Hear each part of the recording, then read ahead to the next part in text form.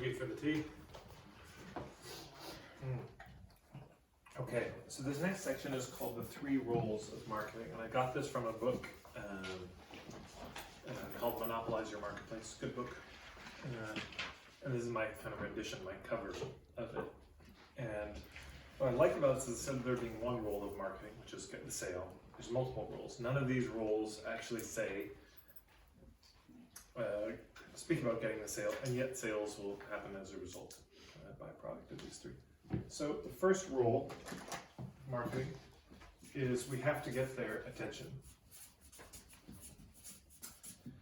It's obvious. You know, if they don't notice your business, then there's nothing going to happen. But the question becomes, what is it that actually gets people's attention?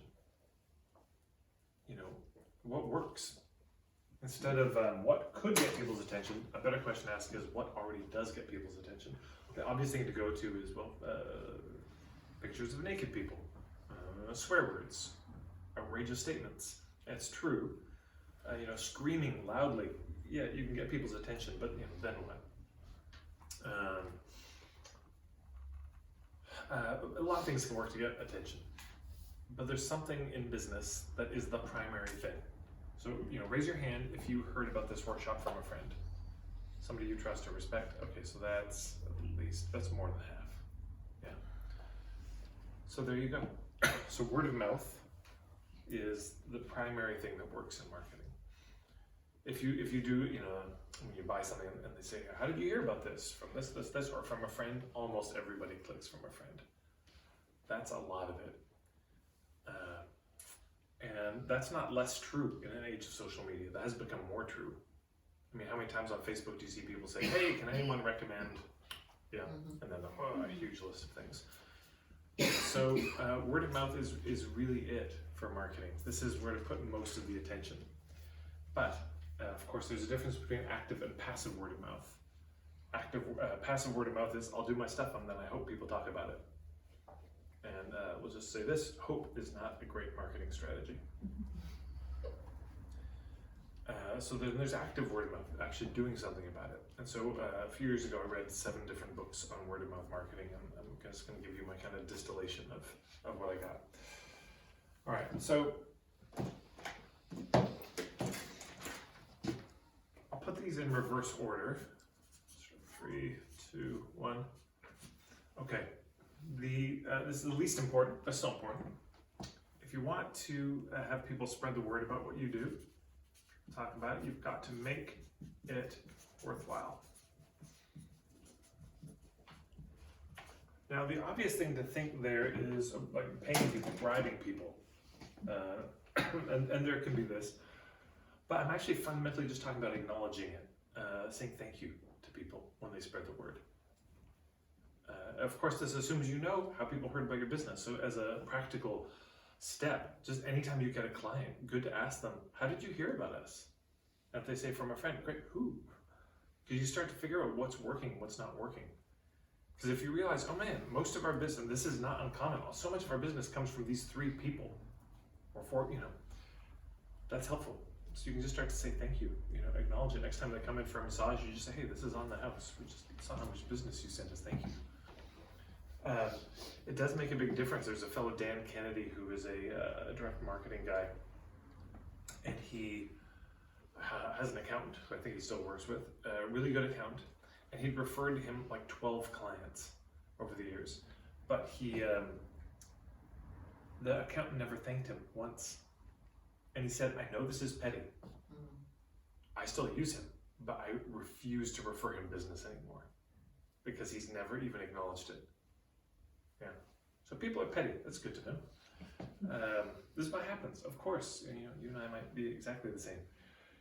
There's a fellow, Tom St. Louis, one of my colleagues, and he worked with a law firm, and the law firms, he wanted more clients, brought him in to get more clients. He said, well, referrals from your existing clients would be the lowest hanging fruit on the tree, you know.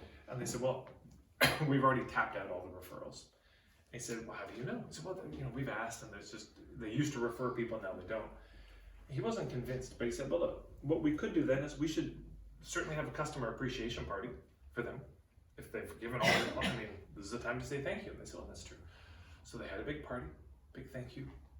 And genuinely, there's no hidden agenda because they didn't think there was anything else to get. So it's just thank you for all the business, and this is our way of saying thank you, feeding you tonight. And of course, in the months after, referrals go up. So it's not to underestimate this. Yeah. So you've got to make it worthwhile. One of the big ways to make it worthwhile, just acknowledging it, thanking people when they do it. But this is about, I would say, 1%. Doogie, I feel like your arms might get tired by the end of this.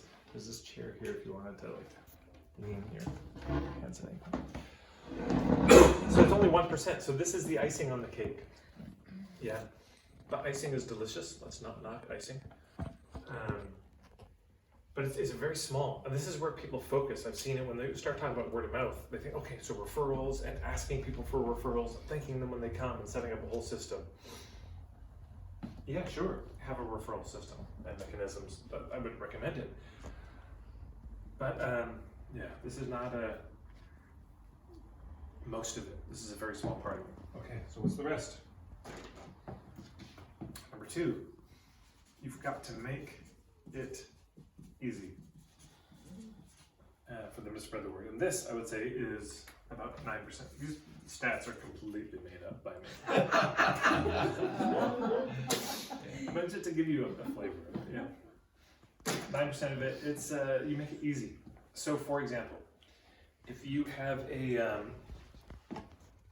website that's got a number in it, it confused people. A website that's hard to spell. Like a friend of mine, Dylan, toymaker from Edmonton, he used to make this amazing jewelry. It was like it was a crystal with copper wiring wrapped around it really beautifully, and then there's a battery and LED light. So if you flick a switch, it would glow like a lightsaber. So of course, when is this mostly worn? At night, wear at festivals, the hippie scene. And whenever I'd wear it, I get all these comments. Oh my God, that's so beautiful. And but so that you would think, oh, but that's good. That's word of mouth. Word of mouth is happening. Because people see it, now there's a conversation, people are talking about it, talking involves words, that's word of mouth. Okay, but does the word of mouth turn into business for the business? Does it translate into clients? So just consider this in the real world. I'm wearing it at a festival.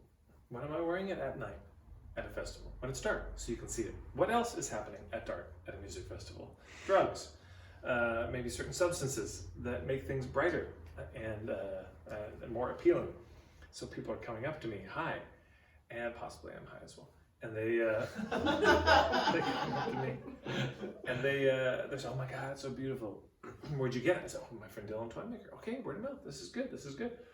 And then I said, well, yeah. So does he have a website? Yes, he does. What is it? I say, it's electronic-ouroboros.com. You see where this collapses immediately. How do you spell Ouroboros? Now you've got a bunch of high people trying to spell Ouroboros. It's got the dash in it. The dash is not helpful. But anyways, you're just like, oh, it's O-R-U-R. No, O-R. And then we're in an oming circle. Next half hour.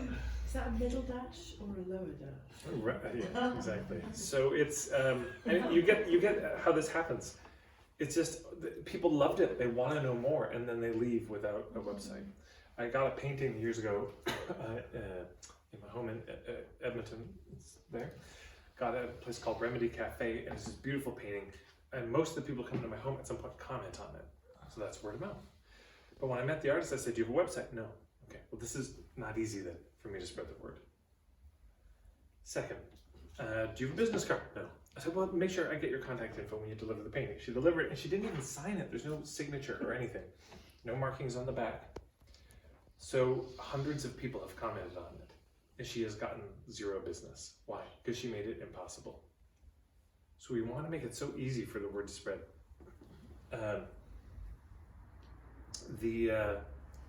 There was a print shop just outside of Seattle, or maybe in Seattle, I think right in Seattle.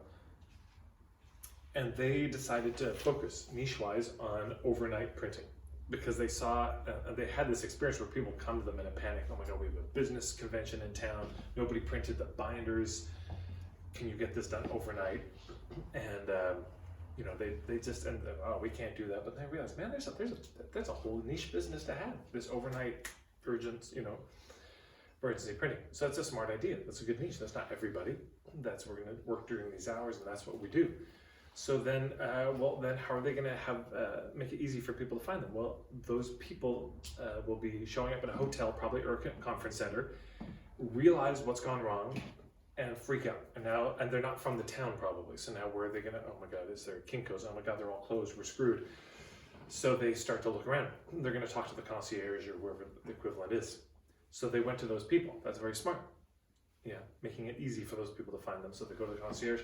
The concierge says, "This is amazing. We have this all the time. We don't really know who to refer them to. This is great to have this as a resource." And then they gave them a flyer. You know, they say, "Oh, here's our flyer." And the concierge would look at it like, "What do you want me to do with this? Have it? So do you want me to just carry this in my pocket or something? What do you want?" I mean, they pull out this like a business card holder. So it's this type of thing. It gets very practical. So there's all of this. So they create a little fold-out business card that can go there. That makes it easy for them to spread the word. It gives them something that they can, oh, here's the info right down the website. Here's the phone number. There you go. So in every way we can, we want to make it so easy for people to spread the word. Easy to remember URLs. This happens all the time too. Somebody says, could you spread the word about my workshop? And they email me a PDF. I'm just like, what the hell do you want me to do with this PDF? Print it? Run around town, put up posters for you? You know, I have this event coming up. Is there a Facebook event? No. Okay. You know, or I remember I had friends who came into town with a workshop. I knew what the workshop was about because I knew a bit about them. But the write-up was terrible. I read it and I thought, this is so confusing. A lot of new age holistic jargon.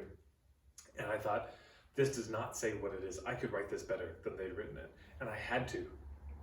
And I loved them, and so I did it. And I sat down with them afterwards. I said, you have to get this handled, because I'll never do that again. And other people won't either. And they love it. These are the people that love you. But it's so much effort to make, oh God, I gotta write this. Because I knew if I sent people to that Facebook event, they would just say, what the hell is this? And they would have no idea and they wouldn't go. So, you know, if you want to make it easy for people to say, hey, we've got a workshop coming up, could you spread the word? By the way, here's some copy, here's some text, just cut and paste. Here are 3 pre-written tweets. Here's an image you can use that's designed for Facebook or Twitter or whatever, you know, Instagram. You make it so easy for them to spread the word. Give them all the tools that they need to spread the word. I was an affiliate for a program, and it was this amazing course around just living with the land and permaculture, but spiritual. It was really beautiful. And I was overwhelmed at the time. I just had a lot going on. And most people are overwhelmed. That's just good to know in their lives, most of us these days.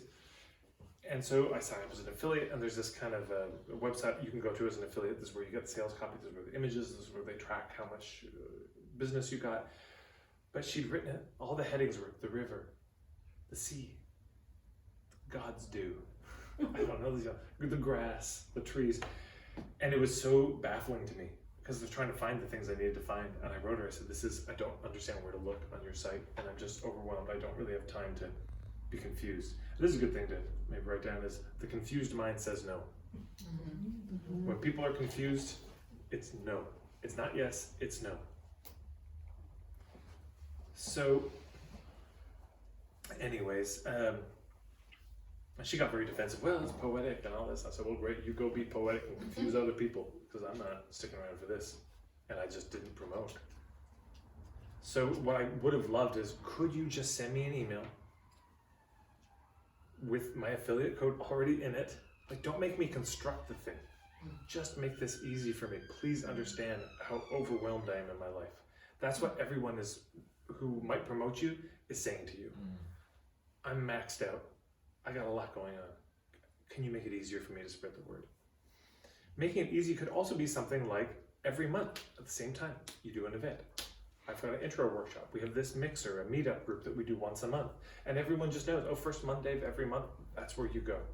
So if they run into somebody, you know, let's say it's a mixer for entrepreneurship, you know, for holistic practitioners to meet and hang out with each other. You know, it's something I might do if I were going to do a meetup in my own town. And I did start something like that for a while. Then somebody new moves to town, that holistic practitioner, I'm trying to connect with the scene, but I don't know where to go. Oh, there's a thing. It's an indigo drinks, it's called. You should go.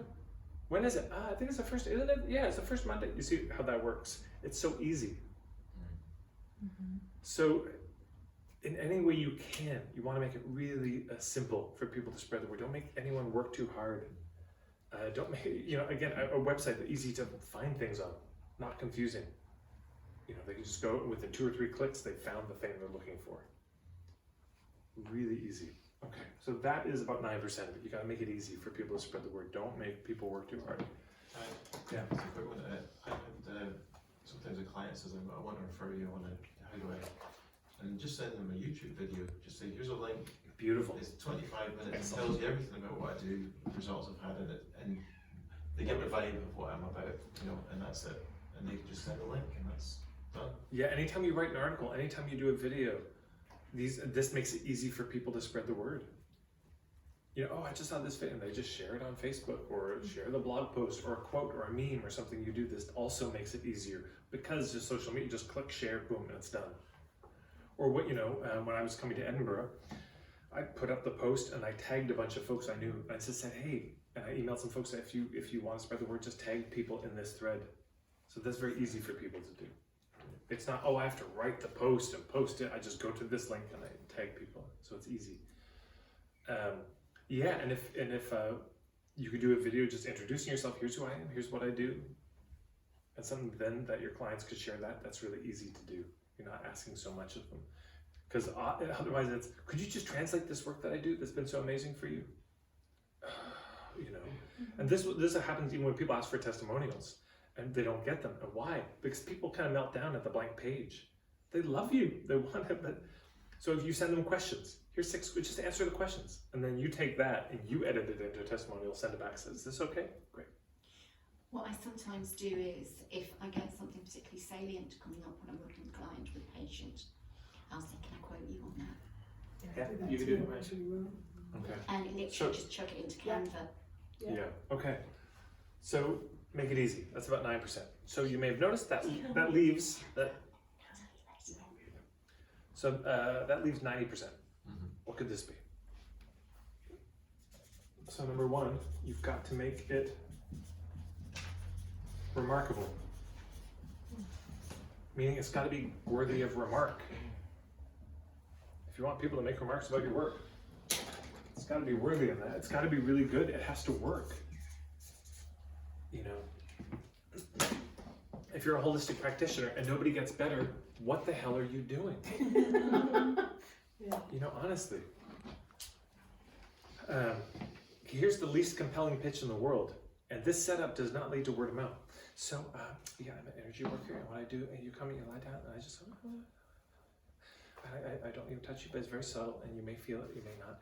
And within a couple of weeks, if you notice that you're feeling better, that's probably me and my work. And if not, it's probably you and your fear and resistance. That is the basic pitch I hear a lot, or that's implied. No, people need to actually get better. If you make a product, does it break? I mean, the thing has to do what is promised. Because if you go see somebody and they do energy work or whatever, and there's nothing that comes from it for you, or nothing discernible, why would you tell anyone about it? Versus, I had migraines for a long time. I had 3 sessions with this person and no more migraines. Now people start talking about it. But how do you make something remarkable if it's for everybody? You can't.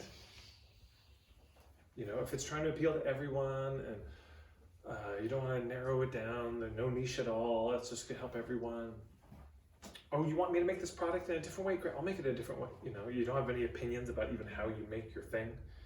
It's not going to be remarkable. It will always be average, and average is not going to have people talk about it. So this really begins with the niche conversation. What do you do? What don't you do? Who's it for? Who's it not for? How do you do it? How do you not do it? Willing to have that kind of clarity. And then to design something, packages, programs, products, other services that achieve the goal, that help people get what they want. Then people rave about it. Nobody raves about the person who does everything for everybody.